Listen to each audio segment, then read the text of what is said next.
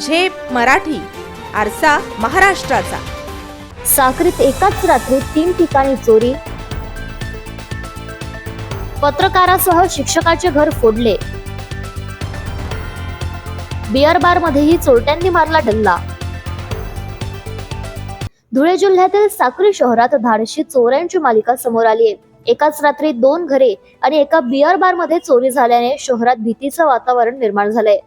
शहरातील साईबाबा मंदिर परिसरातील पत्रकार PZ कुवर यांचे घर, महावीर नगर येथील शिक्षक विनायक भदाने यांचे घर तसेच सुरत हायवेवरील राज बिअर बार येथे अज्ञात चोरट्यांनी दरवाजाचे कडी कोयंडे तोडून प्रवेश केला.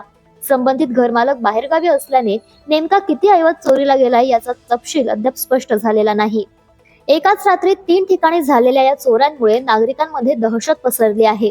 शहरात रात्रीची गस्त अपुरी पडत असल्याची चर्चा रंगली असून पोलिसांनी सुरक्षा वाढवावी अशी मागणी नागरिकांकडून होते.